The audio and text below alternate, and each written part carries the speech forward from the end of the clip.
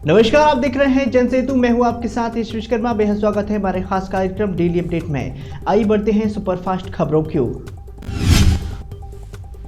शिमला के ice skating ring में शुरू हुआ बर्फ पर फिसलने का रोमांच। आइस हॉकी की भी एंट्री जल्द। शिमला में आइस स्केटिंग का पहला सीजन एक लंबे इंतजार के बाद ही बुधवार को शुरू हुआ है। बच्चों और बड़ों की स्केटिंग बर्फ पर फिसलने का रोमांच लिया है और पहले दिन 16 लोग स्केटिंग करने पहुंचे हैं।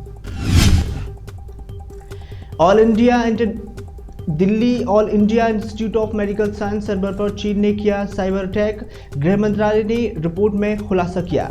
अस्पताल के 100 सर्वरों में 40 फिजिकल और 60 वर्चुअली रूप से हैक किए गए हैं। इनमें से 5 सर्वर को डेटा हैकर्स के सफलतापूर्वक रिकवर कर लिया है।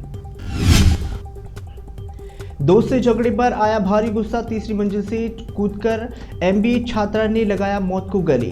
छात्रा महरौली के फ्रीडम फाइटर सोसाइटी में अपनी 3 सहेलियों के साथ रहती थी। तीनों एक नामी इंस्टीट्यूट में MBA कर रही थी।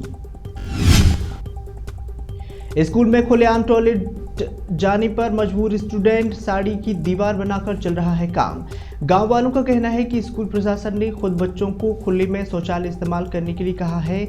उन्होंने कहा है कि कई सालों पहले ही स्कूल में टॉयलेट की बिल्डिंग क्षतिग्रस्त हो गई थी। छोटी बेटी ने बताया दीदी पर 2 लड़के ने एसिड डाल कर चले गए हैं। पिता बोले हैं काफी खराब स्थिति है। 12वीं पढ़ने वाली एक छात्रा पर 2 लड़कों ने एसिड फेंक दिया है। लड़की की दिल्ली के सफदरगंज में भर्ती कराया गया है। छात्रा पर एसिड अटैक को लेकर केजरीवाल बोले ये बिल्कुल बर्दाश्त नहीं होगा। मालीवाल ने तेजाब की बिक्री पर उठाए सवाल। दिल्ली महिला आयोग की अध्यक्ष स्वाति मालीवाल ने कहा है कि आज एसिड देश में इतनी आसानी से बिक रहा है जितनी आसानी से सब्जी बिकती है। दिल्ली में स्कूली छात्रा पर फेंका तेजाब। बोले CM केजरीवाल अपराधियों की कैसी हुई हिम्मत। हर बेटी की सुरक्षा करना हमारा दायित्व है। दिल्ली महिला आयोग ने मामले पर गुस्सा जाहिर करते हुए कहा है कि कब जागेगी सरकारें। पीड़ित ने 2 लड़कों पर शक जाहिर किया है। MTB आयुक्त के खिलाफ हुई नगर सेवा। CM एकनाथ शिंदे को भेजी शिकायत। ट्रांसफर नीतियों पर उठाए सवाल।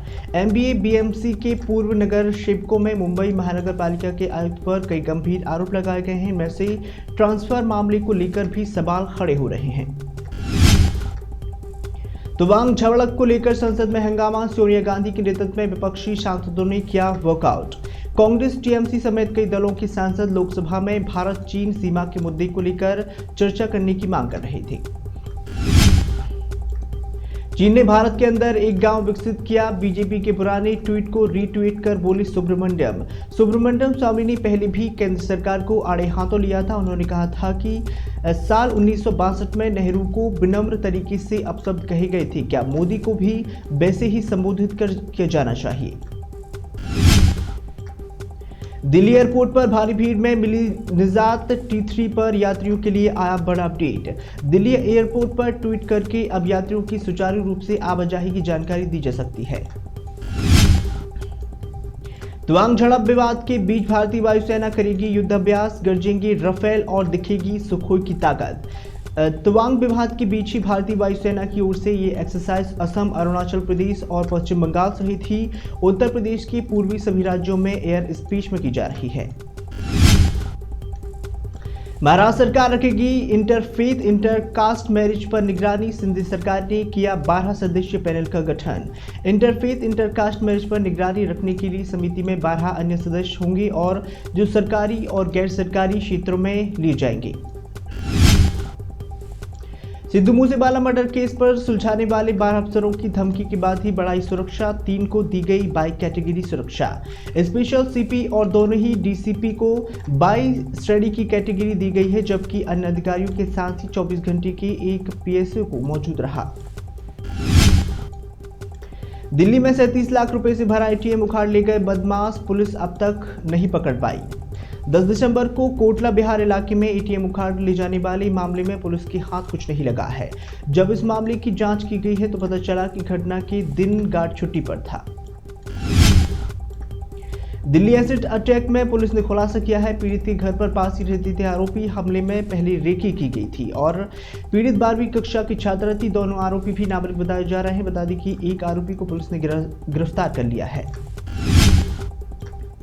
शाहरुख खान की फिल्म पठान पर एमपी के गृह मंत्री का बयान। ऋतु मिश्रा ने चेतावनी वाले शब्दों में कहा है कि मैं निवेदन करूंगा कि दृश्यों को ठीक करें, अन्यथा मध्य प्रदेश में इस फिल्म को अनुमति दी जाए या नहीं दी जाए, यह विचारणीय प्रश्न होगा। दिल्ली में 4 लाख कैश और गहना लूट के बाद बुजुर्ग महिला की हत्या, फिर भी बाहर से ताला बंद कर हुआ फरार। लूट के इरादे से घर में घुसे बदमाशों ने विरोध करने पर बुजुर्ग महिला की हत्या कर दी। घटना के समय महिला घर में अकेली थी। डेली अपडेट में बस इतना ही। ताजा तरीन खबरों के लिए देखते रहिए जनसेतु, जन से सरोकार।